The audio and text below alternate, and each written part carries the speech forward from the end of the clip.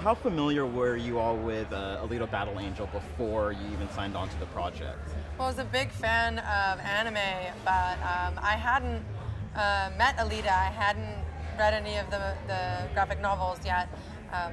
But once I read the script, I had to go and read every volume of Gundam and Last Order. It's just like, the story sucks you in. It's a very powerful story. Yeah, I mean, I've never actually read anime before, and when I heard about Alita and I watched the two-part series, and then read the books, I mean, it was incredible to know that there was a comic book out there like this, with such an original story and such an original world that's really, truly never been thought of before. So. Did it awaken your inner nerd and you started reading more? Oh my God, yeah, well, I started reading Alita and I was like, well, actually, correcting people, like, actually that happens in Rusty Angel, which is also known in Japanese, and like I was telling people, it was actually called Gundam, it's not called Battle Angel Alita. Like, I got very protective of it, so I know how all of the fans feel, and they're like, this better do it justice. Like, I started to feel the same way. Yeah, like, they're rabid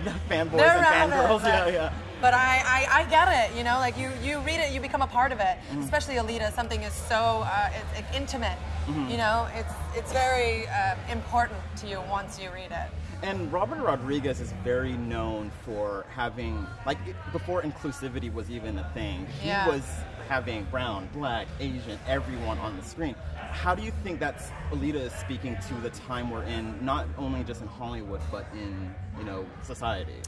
Well, with the Me Too movement and Time's Up, I think that it's poetic that Alita is coming out at a time where all of these movements are going strong and we're actually changing the course of history right now.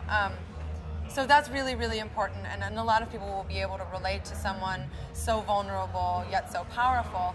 But also as you know, as a person, you know, as an actress in Hollywood, it's important to me that, you know, everyone in our cast we have the most diverse cast. I mean, we have 2 Latino people in the lead roles.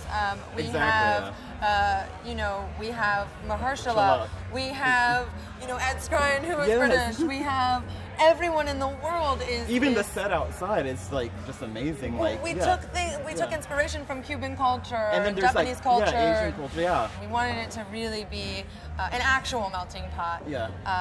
And I think, you know, Robert achieved that. Robert wanted everyone to come together in that way. And what do you hope people take away from Alita? I think it's just incredible to see a film where you can watch just an epic, you know, hour and a half to, I don't know how long it will be, just an incredible experience, but also come away with, for at least for young girls to walk away and feel empowered that, you know, they can feel insecure and vulnerable too, but so does Alita, and she's the most powerful girl in this world. So I think everyone will be able to take something from it. I think also that you know, Alita has this line. She says, "I do not stand by in the presence of evil," and I hope when people leave the theater, they decide the same thing.